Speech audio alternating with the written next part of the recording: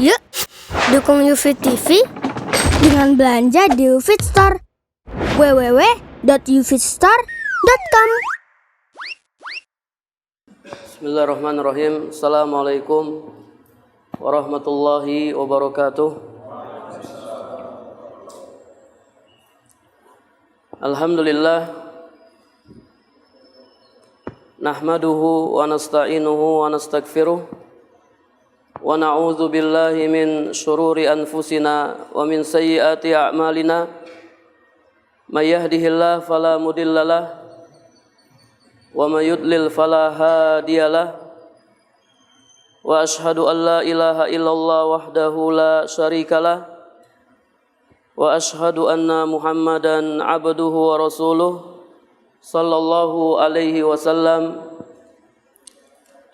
Amma ba'du, para jamaah Masjid Syuhada, para ikhwan dan akhwat rahimakumullahu jami'a, semoga Allah merahmati kita semua.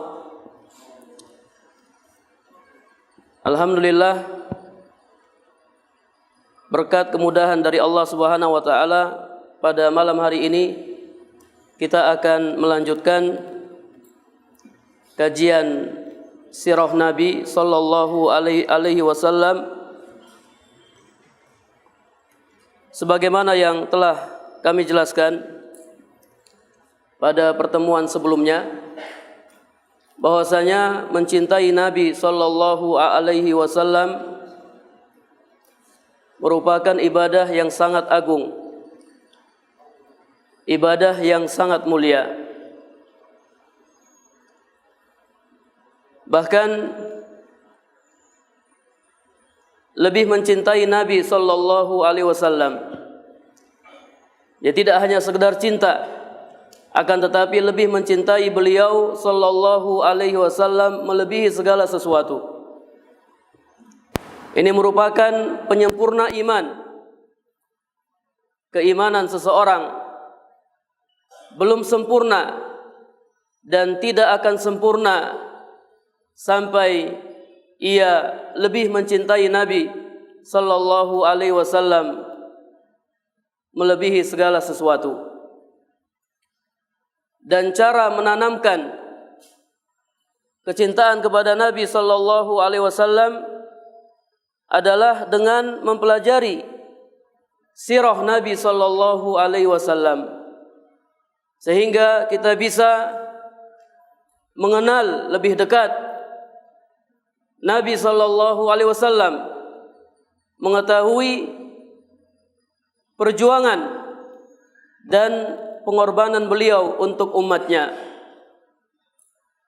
Dengan ini maka kita akan semakin mencintai Nabi sallallahu alaihi wasallam. Ingat, nahnu ma'a man ahbabna. Kita akan dikumpulkan bersama orang-orang yang kita cintai. Jika kita mencintai Nabi sallallahu alaihi wasallam, mencintai sahabat-sahabatnya, maka kita akan dikumpulkan bersama mereka.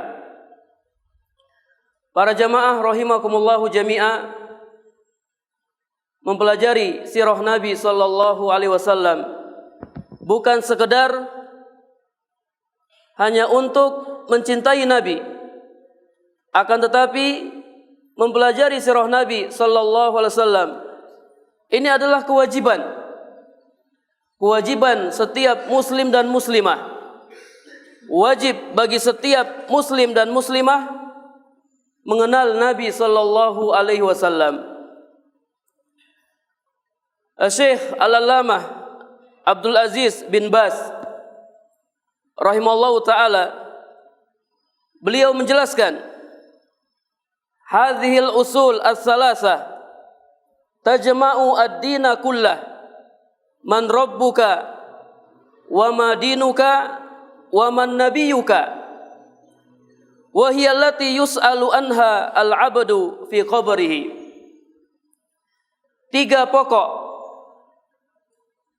tiga prinsip yang mengumpulkan seluruh ajaran agama, yaitu siapa Rabbmu, apa agamamu, dan siapa nabimu. Inilah 3 pokok, 3 prinsip yang wajib kita pelajari, wajib kita ketahui, karena kita akan ditanya dalam kubur kita tentang 3 perkara ini. Siapa Rabbmu, apa agamamu, dan siapa nabimu. Kita akan ditanya, man nabiyuka, siapa nabimu. Orang yang bisa menjawab pertanyaan kubur adalah orang yang mengenal Nabi sallallahu alaihi wasallam dan melaksanakan konsekuensi dari pengenalan tersebut. Kemudian kata para ulama rahimallahu taala, mengenal Nabi sallallahu alaihi wasallam min aujabil wajibat, termasuk kewajiban yang paling wajib. Karena mengenal Allah Subhanahu wa taala, mengenal agama Islam, ini tidak bisa terwujud kecuali dengan mengenal Nabi sallallahu alaihi wasallam, mengenal ajaran yang beliau bawa, mengenal syariat yang beliau bawa. Kita tidak bisa mengenal Allah, tidak bisa mengenal ajaran Islam dengan dalil kecuali melalui perantara Nabi sallallahu alaihi wasallam. Sehingga mengenal Nabi sallallahu alaihi wasallam ini min aujabil wajibat, termasuk kewajiban yang paling wajib. Kemudian mengenal Nabi sallallahu alaihi wasallam mengandung beberapa hal, di antaranya ma'rifatu asma'ihi wa nasabihi wa umrihi wa baqaihi fid dunya wa wafatihi. Mengenal nama-nama beliau, nasab beliau, umur beliau, berapa lama beliau menetap di dunia, dan kapan beliau wafat. Wa ma'rifatu ma nubbi'a bihi wa ma ursila bihi, dan mengenal dengan apa beliau diangkat menjadi nabi, serta dengan apa beliau diangkat menjadi rasul. Dan yang paling penting dari ini semua adalah ma'rifatu ma bu'itsa bihi, mengenal apa misi dakwah beliau, apa tujuan Allah Subhanahu wa taala mengutus beliau,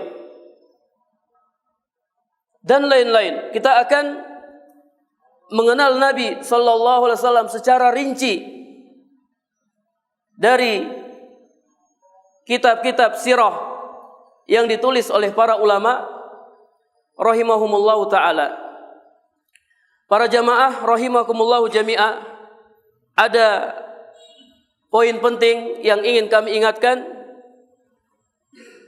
Kita akan mempelajari sirah Nabi sallallahu alaihi wasallam sehingga kita akan sering mengucapkan nama Nabi sallallahu alaihi wasallam, dan kita dianjurkan atau diperintahkan ketika kita mendengar nama Nabi sallallahu alaihi wasallam disebutkan, maka hendaknya kita bersalawat kepada beliau.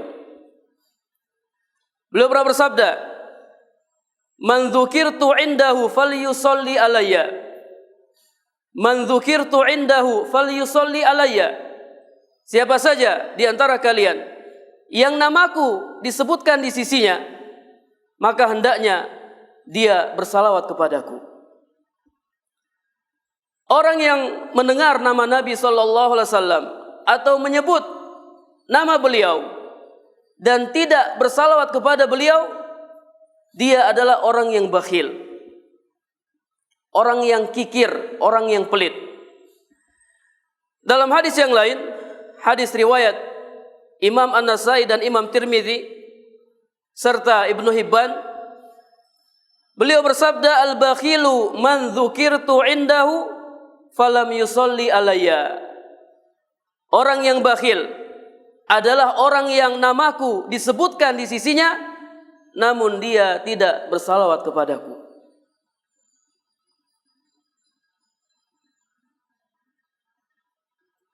Dan bersalawat kepada Nabi sallallahu alaihi wasallam ini adalah perintah Allah Subhanahu wa taala.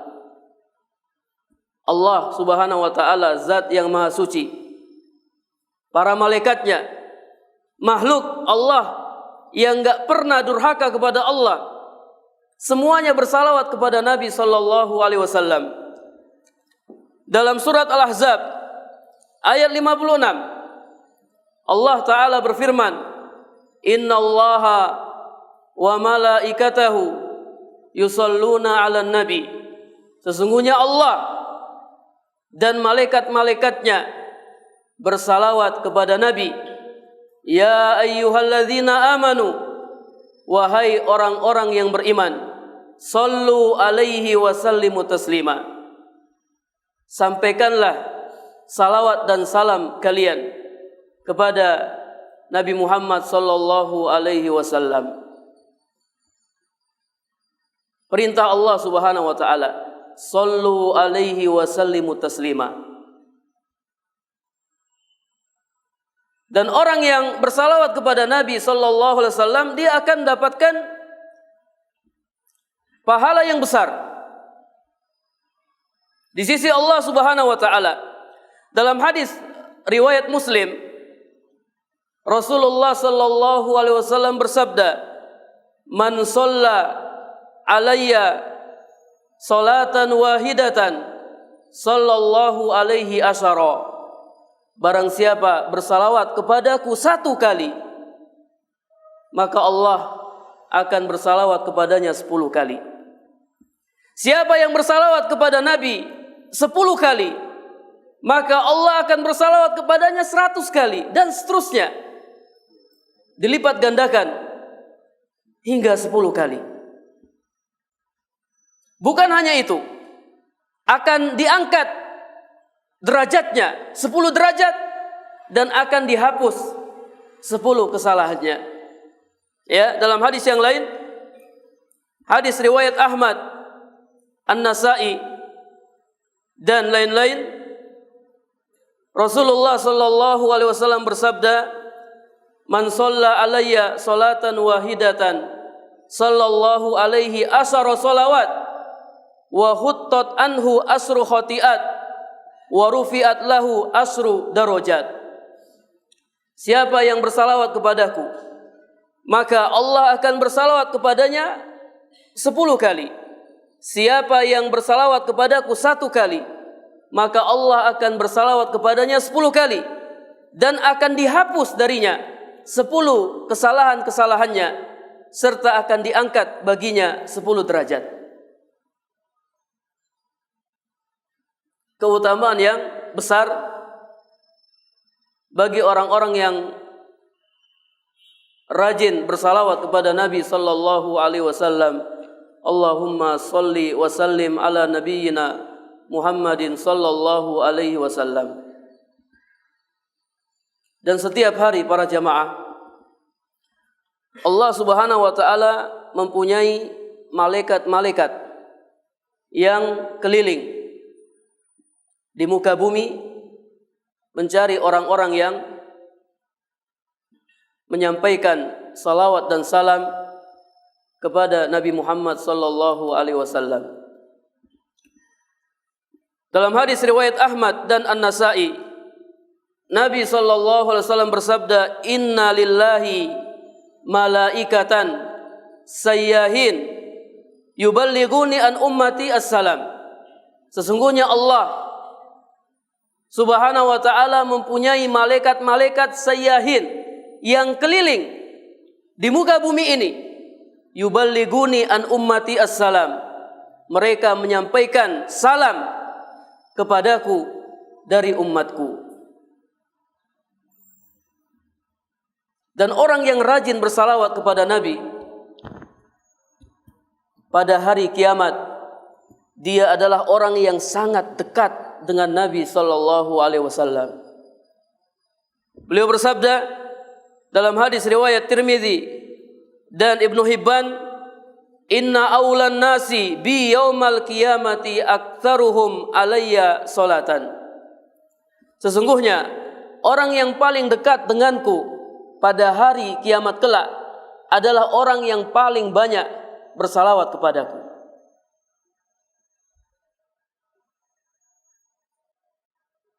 Dan di sana ada hari-hari yang sangat mulia, hari-hari yang sangat agung, yang pada hari itu kita dianjurkan untuk bersalawat. Hari Jumat, hari yang baru saja kita lalui, ini hari yang sangat agung, hari yang sangat mulia di sisi Allah Subhanahu wa taala. Dalam sebuah hadis riwayat Ahmad, Abu Daud, Ibnu Majah dan lain-lain, Rasulullah sallallahu alaihi wasallam bersabda, "Min afdoli ayyamikum yaumal jum'ati." Di antara hari-hari kalian yang paling utama adalah hari Jumat. Fihi khuliqa Adam. Pada hari Jumat Allah menciptakan Nabi Adam alaihi salam. Wa fihi qubida, dan pada hari Jumat Allah mewafatkan Nabi Adam alaihi salam. Wa fihi an-nafkhatu wa fihi as-saqatu, dan pada hari Jumat akan terjadi tiupan pertama, tiupan yang menghancurkan segala sesuatu. Kiamat akan terjadi pada hari Jumat. Wa fihi as-saqatu, dan pada hari itu pula akan terjadi tiupan yang kedua, tiupan dibangkitkannya segala sesuatu. Fa aktsiru alayya minas salati fihi, fa inna salatakum ma'rudatun alayya. Oleh karenanya, perbanyaklah bersalawat kepadaku pada hari itu, pada hari Jumat, karena salawat kalian akan ditampakkan kepadaku. Qalu, para sahabat bertanya, "Ya Rasulullah, wa kaifa tu'radu salatuna 'alaika wa qad arimta?" Wahai Rasulullah, bagaimana mungkin salawat kami ditampakkan kepada Anda padahal jasad Anda telah hancur, jasad Anda telah rusak? Faqal, maka Rasulullah sallallahu alaihi wasallam bersabda, "Innallaha azza wa jalla harrama 'alal ardi an ta'kula ajsadal anbiya." Sesungguhnya Allah azza wa jalla mengharamkan bagi bumi, mengharamkan bagi tanah untuk memakan jasad-jasad para nabi. Sehingga sampai saat ini dan sampai hari kiamat, jasad-jasad para nabi tetap utuh dan tidak dimakan oleh tanah. Hadis yang mulia ini menunjukkan kepada kita bahwasanya salawat yang kita baca, salam yang kita sampaikan kepada Nabi, itu sampai kepada beliau, akan ditampakkan kepada beliau. Oleh karenanya para jamaah rahimakumullahu jami'ah, kami ingatkan kepada antum semua, kita akan sering menyebutkan nama Nabi sallallahu alaihi wasallam, dan dianjurkan bahkan diperintahkan bagi kita untuk bersalawat kepada beliau ketika kita menyebutkan nama beliau atau mendengarkan nama beliau disebutkan. Ini ya beberapa poin penting yang kami sampaikan. Kemudian kita masuk pembahasan pertama, pembahasan tentang nasab Nabi sallallahu alaihi wasallam.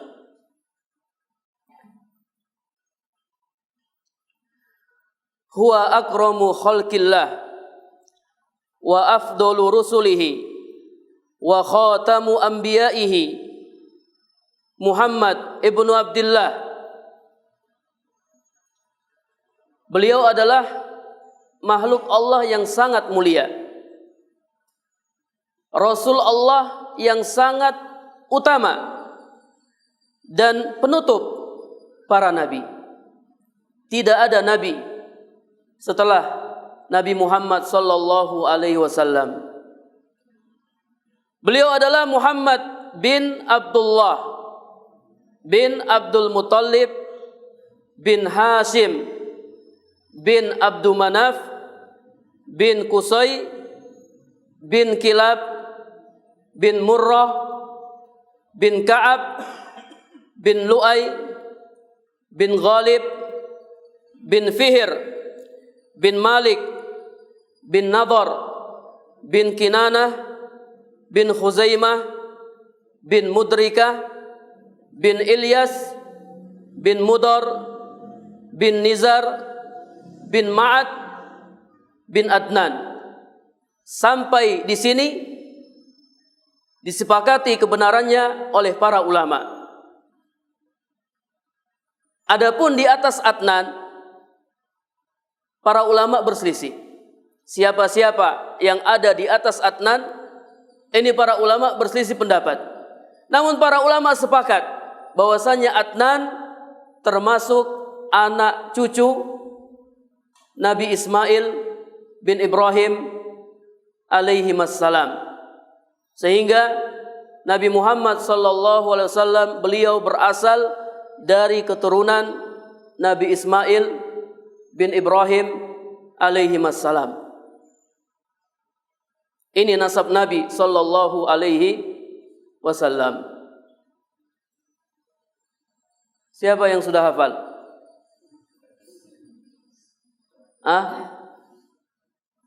Ana ulang satu kali lagi ya.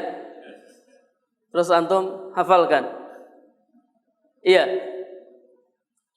Muhammad bin Abdullah bin Abdul Muttalib bin Hashim bin Abdul Manaf bin Qusay bin Kilab bin Murrah bin Ka'ab bin Lu'ay bin Ghalib bin Fihr bin Malik bin Nadhr bin Kinanah bin Khuzaimah bin Mudrikah bin Ilyas bin Mudar bin Nizar bin Ma'ad bin Adnan. Siapa yang sudah hafal? Taib. Belum ada yang hafalkan. Tapi diharapkan minggu depan ada di antara antum yang menghafalkan nasab Nabi sallallahu alaihi wasallam. Taib, ana tidak akan tanya ya hari ini tentang nasab Nabi. Ana ingin nanya nasabnya antum. Siapa yang hafal nasabnya? Ana yakin kita semua punya nasab. Ya? Siapa yang hafal nasabnya? Gak usah banyak-banyak, 6 saja ya. Masa gak ada ikhwan? Gak ada? Gak ada ikhwan? Jangan-jangan antum ya di sini ada yang bersaudara. Cuman karena antum tidak mengetahui nasab antum sehingga antum tidak kenal saudara antum sendiri. Kata Nabi sallallahu alaihi wasallam dalam hadis riwayat Hakim dalam Mustadraknya, dan hadis ini disahihkan oleh Syekh Al-Albani. Beliau bersabda, "I'rifu ansabakum tasilu arhamakum." Kenali nasab-nasab kalian supaya kalian bisa menyambung hubungan silaturahim. Jadi kita diperintahkan untuk mengenal siapa nasab kita supaya kita bisa menyambung hubungan silaturahim kita. Percuma kalau jarak kita dekat namun kita tidak tahu siapa saudara kita. Mending saudara kita jauh tapi kita tahu dia adalah saudara kita sehingga kita bisa melakukan safar atau berkunjung kepadanya. I'rifu, dalam lafaz yang lain ihfazu ansabakum tasilu arhamakum. Kenalilah, jagalah nasab-nasab kalian sehingga kalian bisa menyambung hubungan silaturahim. Ya. Setelah ini antum pulang ke rumah, antum nanya ke orang tua, ya, nasab antum. Nanya ke bapak. Pak, siapa bapaknya bapak? Ya. Kakeknya bapak siapa? Sampai kakek buyut. Coba antum tanya. Bapak antum tahu atau tidak? Kalau bapak tidak tahu, cari kakek. Ya. Ditulis. Jangan-jangan kita di sini bersaudara, ya, cuman karena tidak tahu nasab sehingga kita tidak tahu siapa saudara kita. Tayyib, ya. Besok pulang nanya. Ini perintah Nabi, i'rifu, ihfazu. Ini fil amr, ya, kata kerja perintah. Kita disuruh kenali nasab-nasab kita dan jaga nasab-nasab kita. Wa amma ummuhu sallallahu alaihi wasallam fahiya Aminah binti Wahbin bin Abdi Manaf bin Zuhrah bin Kilab. Jadi ibunya Aminah binti Wahab bin Abdul Manaf bin Zuhrah bin Kilab. Perhatikan, bin Kilab. Tadi dalam nasab Nabi ada Kilab juga. Muhammad bin Abdullah bin Abdul Muttalib bin Hashim bin Abdul Manaf bin Qusay bin Kilab. Kemudian nasab ibunya ada Kilab juga. Aminah binti Wahab bin Abdul Manaf bin Zuhrah bin Kilab. Wa Kilabu huwal jaddul khamis lin Nabi sallallahu alaihi wasallam. Kilab ini adalah kakek kelima Nabi sallallahu alaihi wasallam. Ya, dari jalur ayah.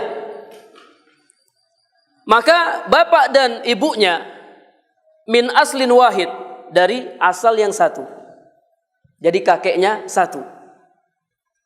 Kakeknya sama, yaitu Kilab. Antum tahu apa makna Kilab? Kilab ini jamak dari kalbun. Kalbun artinya anjing. Kilabun artinya anjing-anjing. Kenapa dia diberi nama Kilab? Nama aslinya, kata para ulama, nama aslinya Hakim. Sebagian yang lain mengatakan nama aslinya Urwah. Kenapa dia dinamai Kilab? Lakinnahu kana katsira soidi bil kilab fa'urifa biha. Jadi dia dinamai Kilab karena dahulu dia sering berburu dengan anjing. Sering berburu dengan menggunakan anjing, sehingga dia dikenal dengan nama tersebut. Ya. Jadi nama aslinya siapa? Hakim atau Urwah. Urwah. Kenapa dinamakan Kilab? Karena sering berburu dengan menggunakan anjing. Kan biasa ya, dalam kehidupan kita sehari-hari kadang kita tidak tahu namanya. Misalnya ada tukang sayur yang sering lewat depan rumah, ya, kita panggil namanya dengan Mas Tukang Sayur. Itu ada Mas Tukang Sayur. Besok ketemu di di Malioboro, itu ada Mas Tukang Sayur. Ketemu di Masjid Syuhada, itu ada Mas Tukang Sayur. Fa'urifa biha, sehingga dia dikenal dengan panggilan Mas tukang sayur. Padahal dia punya nama. Dia punya nama.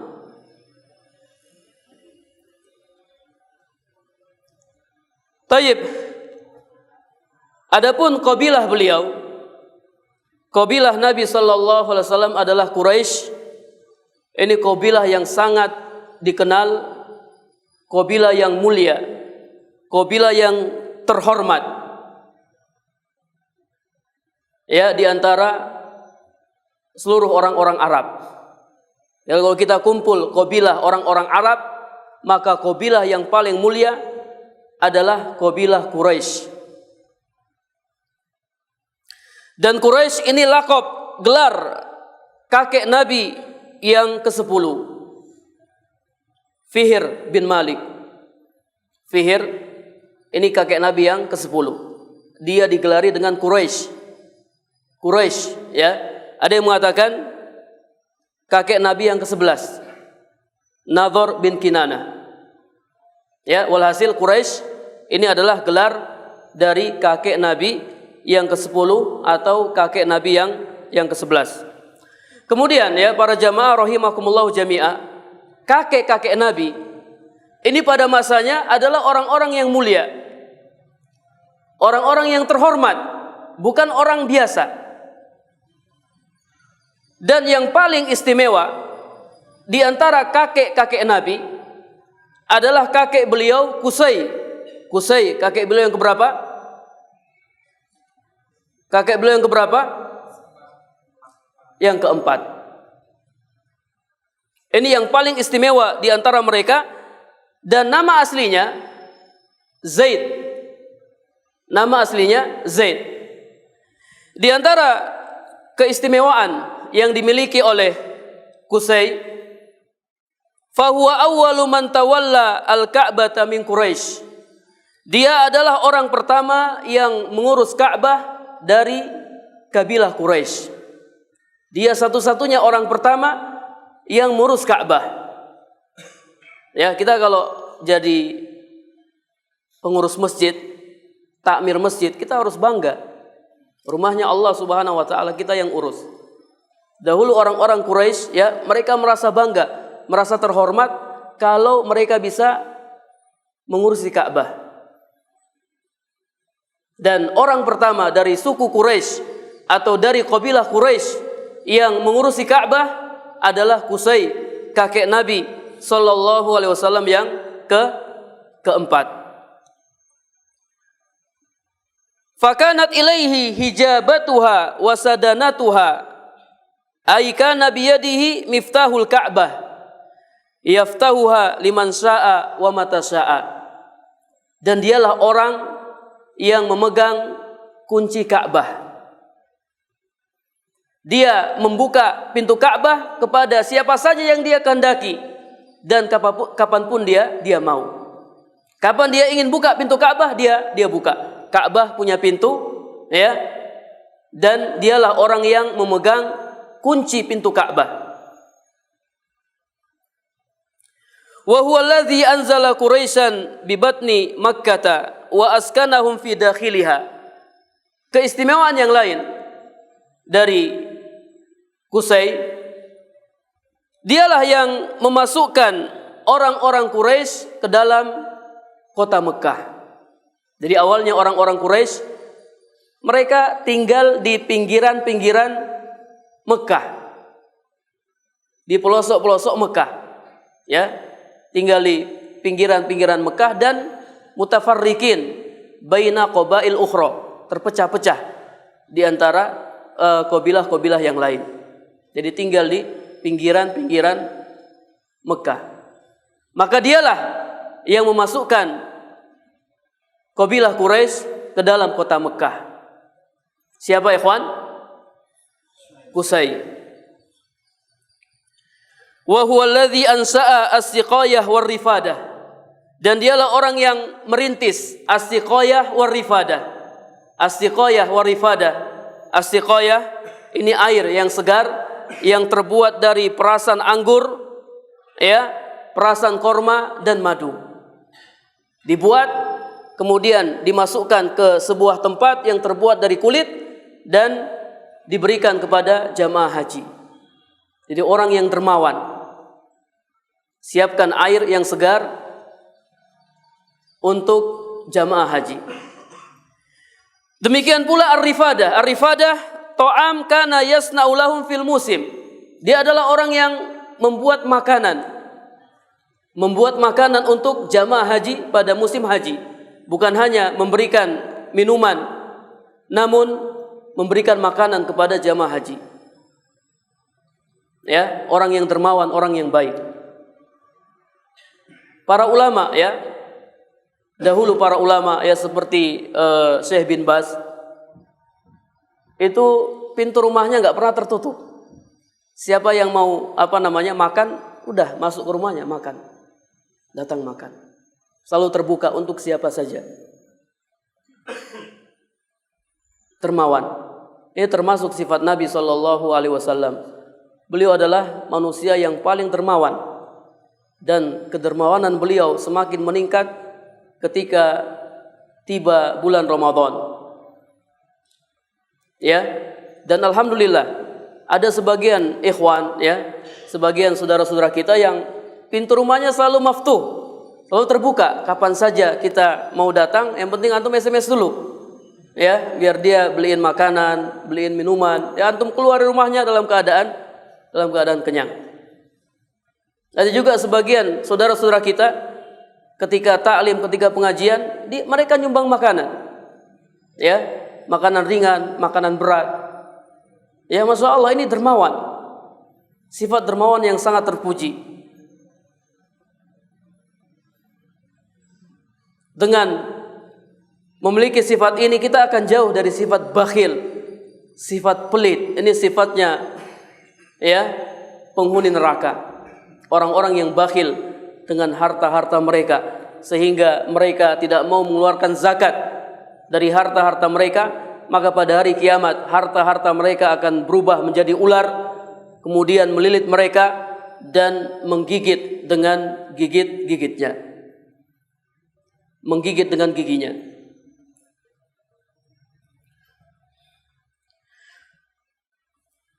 Sampai jam berapa, Pak? Masih ada. Tayyib. Kemudian keistimewaan yang lain. Waqad bana Qusay baitan bisimalil Ka'bati urifa bidarin nadwah. Dan Qusay dia membuat sebuah tempat di utara Ka'bah yang dikenal dengan Darun Nadwah. Darun Nadwah. Ini tempat musyawarah, tempat kegiatan-kegiatan kemasyarakatan. Dan orang kalau nikah itu di tempat tersebut. Setiap ada masalah dirapatkan, kemudian diputuskan di tempat tersebut. Darun Nadwah. Darun Nadwah. Ya, ini dibangun dan dibuat oleh Qusay. Wa kana kariman wafiral akli sahiba kalimatin nafidhatin fi qaumihi. Qusay adalah orang yang dermawan, orang yang pandai, dan perkataannya didengar oleh kaumnya. Para jamaah rahimakumullahu jami'a, ini qabilah Nabi sallallahu alaihi wasallam. Qabilah beliau adalah qabilah Quraisy. Adapun keluarga beliau dikenal dengan keluarga Bani Hashim. Nisbatan ila jaddihi ats-tsani Hashim. Ya, nisbat kepada kakeknya yang kedua Hashim. Keluarganya dikenal dengan Bani Hashim, nisbat kepada kakeknya yang kedua Hashim. Dan Hashim dia mewarisi sejumlah kedudukan Qusay. Ya, setelah Qusay meninggal, jabatan-jabatan Qusay diwarisi oleh Hashim. Dia melanjutkan siqayah dan rifadah. Kemudian ya dia warisi keduanya kepada saudaranya Muthalib. Dan seterusnya sampai datang ajaran Islam. Jadi kakek-kakek Nabi ini orang-orang yang luar biasa. Orang-orang yang dermawan, orang-orang yang terhormat di zamannya, bukan orang sembarang. Ya, tokoh pada masanya. Dan kita akan membahas ya kakek-kakek beliau yang lain. Ya, di sana ada Abdul Muthalib ya. Kenapa dinamakan dengan Abdul Muthalib? Bagaimana sejarahnya? Kita akan bahas pada pertemuan berikutnya. Ini barangkali yang dapat kami sampaikan. mudah-mudahan bermanfaat. Wassallallahu ala nabiyyina Muhammad walhamdulillahi rabbil alamin. Assalamualaikum warahmatullahi wabarakatuh.